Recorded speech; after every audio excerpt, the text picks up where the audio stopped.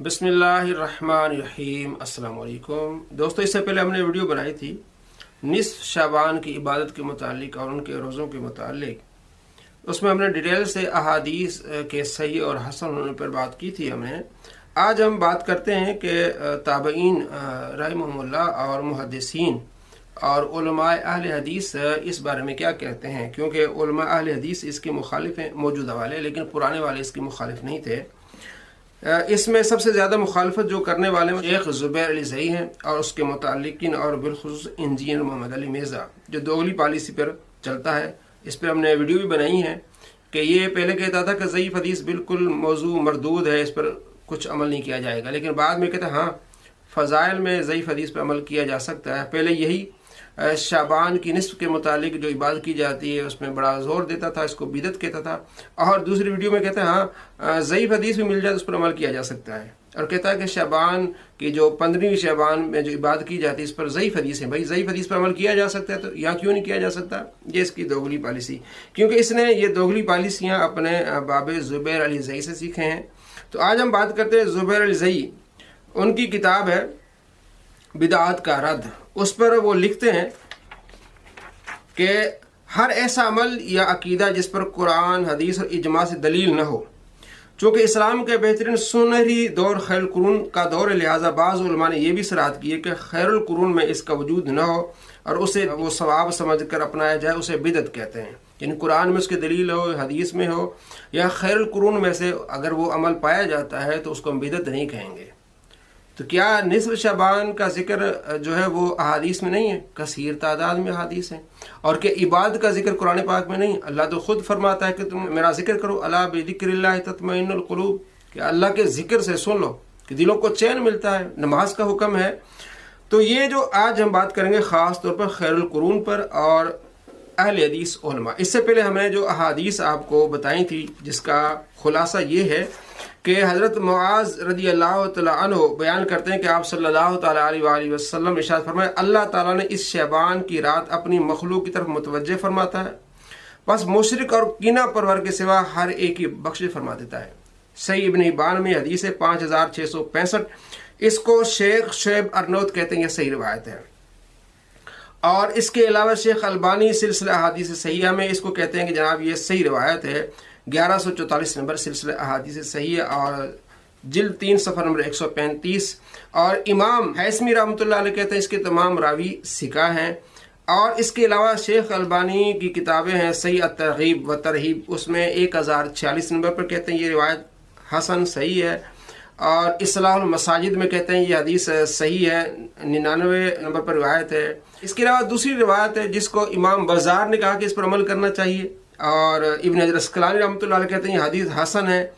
अलबानी कहते हैं कि ये सही रिवायत है, सिलसिला अहादीस सहीहा जिल्द 3 सफ़र नंबर 135 में कि हज़रत अबू बकर सिद्दीक़ रज़ी अल्लाह तआला अन्हु ने फरमाया कि आप सल्लल्लाहु तआला अलैहि वसल्लम इरशाद फरमाया, जब शाबान की 15वीं रात आती है अल्लाह ताला अपनी शान के मुताबिक आसमानी दुनिया की तरफ ज़ुहूर फरमाता है, बस अपने बंदों की बख्शिश फरमाते सिवाय उनके जो मुशरिक हैं और कीना परवर हैं।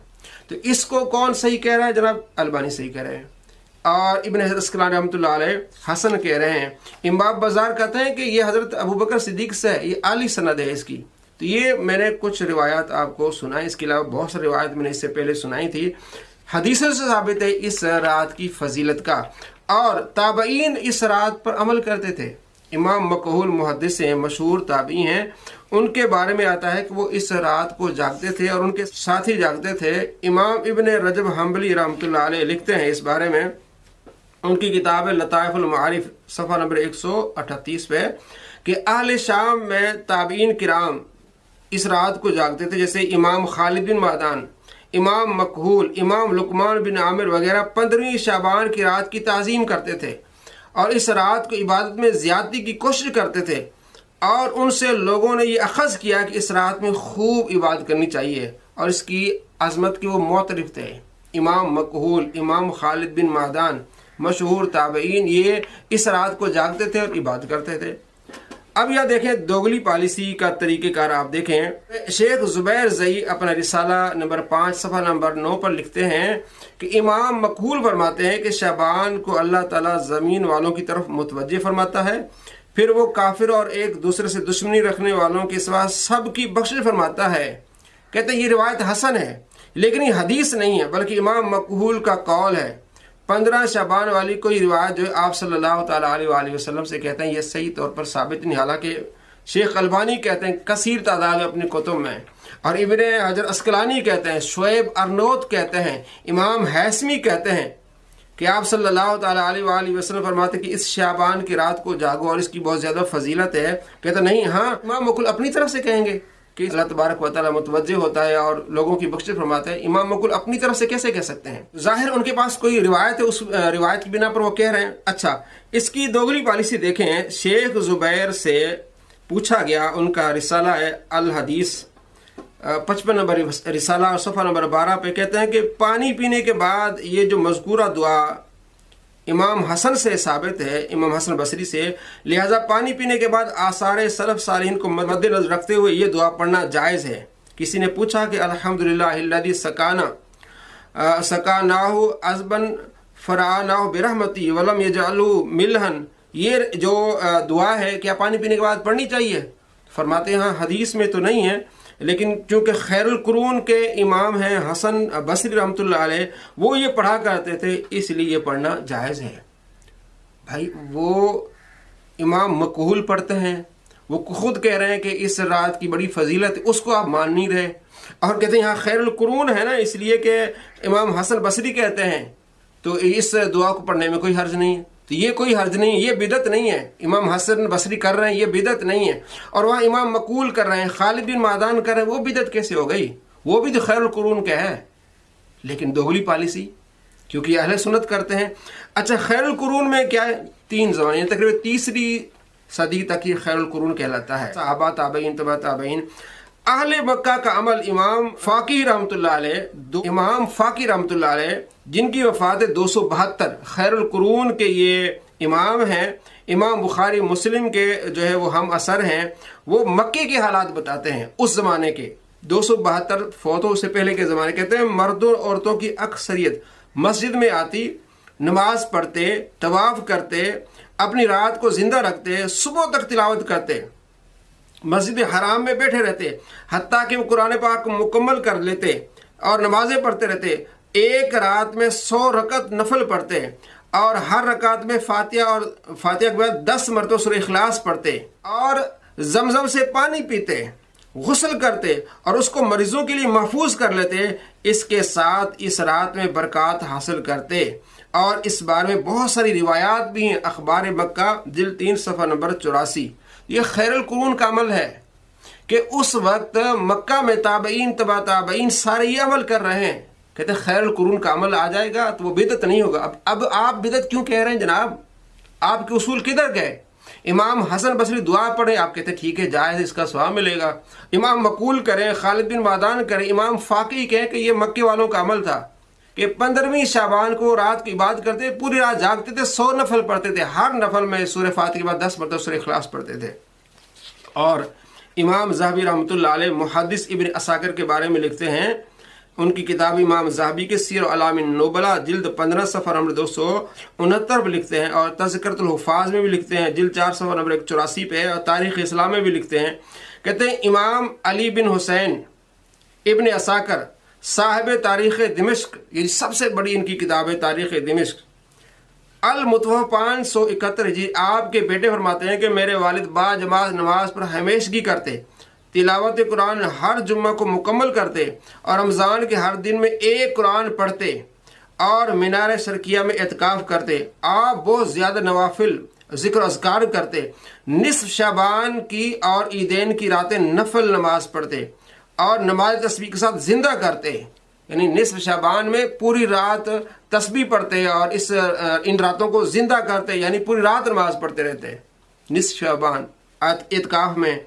آگے ایک اور محدث محمد بن احمد ابن قدامہ رحمۃ اللہ علیہ، ان کا ایک لقب ہے شیخ الاسلام۔ امام ذہبی رحمۃ اللہ علیہ سیر اعلام النبلاء جلد نمبر 16 صفحہ نمبر 64 پہ لکھتے ہیں کہ ان کو شیخ الاسلام کہا جاتا ہے۔ آپ نصف شعبان کی رات لوگوں کے ساتھ 100 رکعت نماز پڑھتے، اور بہت سارے شیخ آپ کے ساتھ پڑھتے، बल्कि बकौल ज़ैबी कहते हैं हर जुम्मे की रात नमाज तस्बीह भी पढ़ते और दिन को सूरह इखलास के साथ 100 रकात नमाज नफल पढ़ते थे।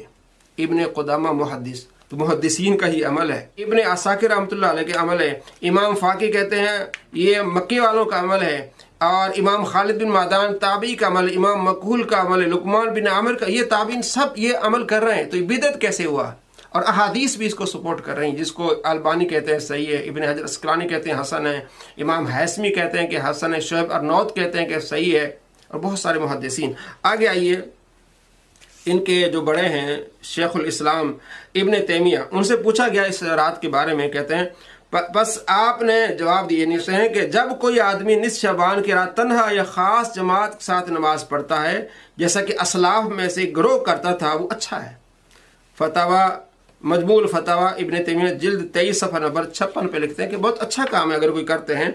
और आगे एक और मकाम पे इक्तिदा सिरात मुस्तकीम उनकी किताब है, सफ़ा नंबर 274 पे लिखते हैं कि निस्फ शबान की रात के मुतालिक मरफू अहादीस और आसार मरवी हैं जो इस रात की फजीलत का तकाजा करते हैं।